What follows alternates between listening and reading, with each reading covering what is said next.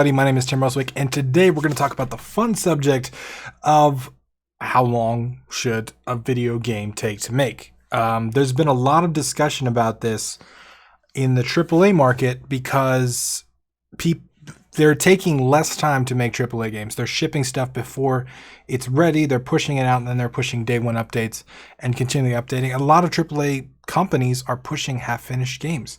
On the flip side, a lot of indies, I feel like, are taking too long on their stuff, right? Look, we got people making 4, 5, 6, 7, 8 years on games as a commercial project. Not that there's anything wrong with spending a long time making art. And it can definitely work out for you if your objective is to create something great. But from a commercial perspective, it doesn't make a whole lot of sense to spend that much time on something, especially if it's your first project and you need to release something, and you need to, if you want to do it as a business, right? You need to make money. You need to be able to keep the lights on and all that stuff. So the question of like how long you should spend on a game, or in this case, we're going to talk specifically about indie games because I can't really talk to AAA teams of 200 people and all that stuff. There's a lot of people a lot smarter than me working on that stuff. But for me specifically, I can talk about kind of my whole thought process, how it's evolved, and why I think the way that I do about like timing for indie games. So personally, in case you don't know, I've made games in a range of time periods. My shortest project has been like 30 minutes. Like I've made multiple games in 30 minutes. I've made games in weekends. I've made games in single weeks. And I've also made games like an entire 10-hour streaming sessions. At the same time, I've also been working on a game for, it's going on 4 years now. It's a long-term project.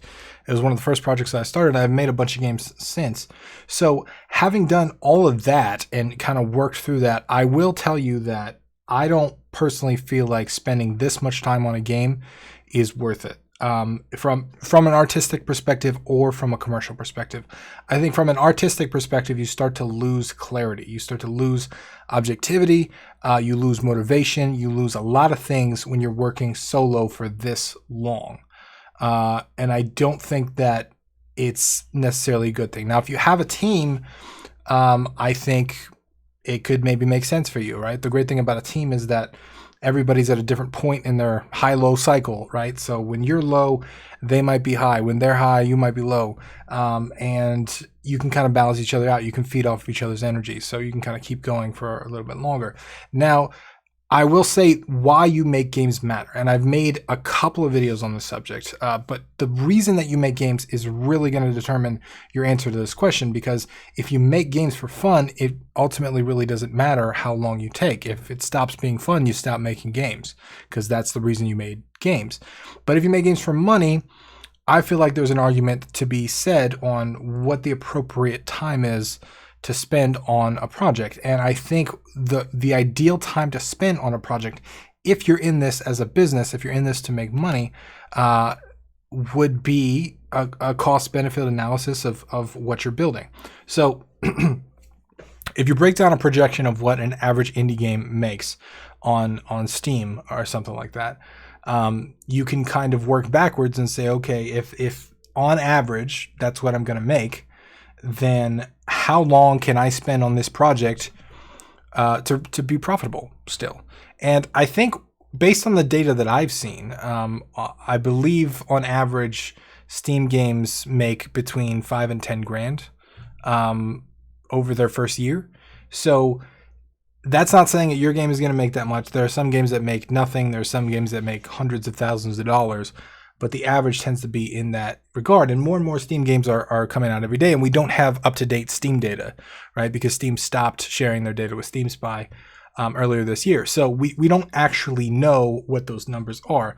But assuming that those numbers are still somewhat accurate, it depends on your monthly expenses. It depends on your costs. It depends on your time, on how you actually build a game and how long it takes. For my new philosophy moving forward is I'm never going to work on a project this long ever again. For 4 years, I'm talking about. That project I feel like is too long. I feel like, especially from a commercial perspective, it makes no sense for me to work that long on a project because I don't think that the upside is going to be worth it. And even if it is, I don't think it was worth the mental, the the emotional damage I think I've done.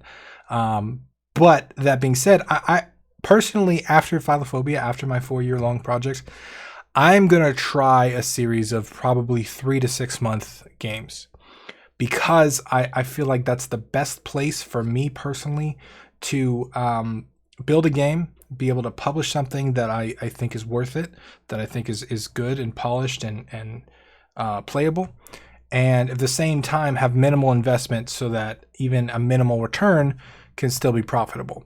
And that is based on my ability to get my stuff out there, about the amount of eyeballs that I have on stuff, and so on and so forth.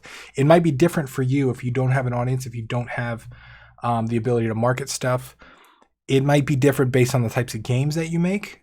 Personally, I don't make super complex games. I don't make games with crazy content heavy stuff. I don't even make 3D games, right? So I stick to 2D games. So for that reason, I think 3 to 6 months is a perfect amount of time for me.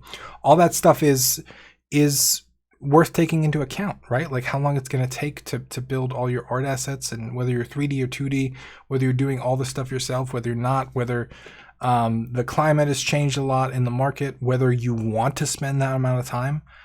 So I guess what it comes down to is there's no real way to tell how long you should spend on a game. But in my experience, I think 4 years is too long, and I think a weekend is too short. So where I'm going to end up is between 3 and 6 months. That's based on my thought process.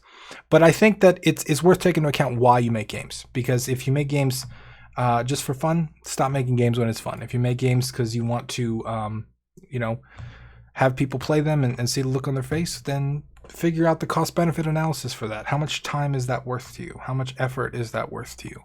And try and come into where you always have a return on positive. You're positive, right? So you can make more money than you spend. You can get more smiles than you waste, so on and so forth. That's my philosophy.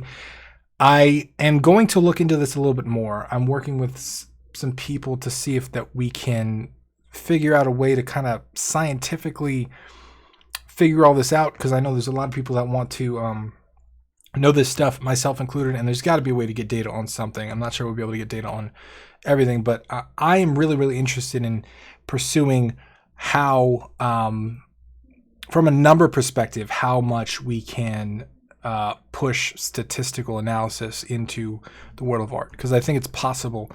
I don't know yet, but we'll see. That's all I got for you. I would love to know your thoughts on this. How long do you think is too long to make a game? How long do you think is too short to make a game? What's the perfect amount of time for somebody to spend making a game? Let me know your thoughts down in the comments below, because I'm really interested to see what you have to say, and I will read every single one. So make sure you leave a comment. My name is Tim Roswick, and I will see you again tomorrow.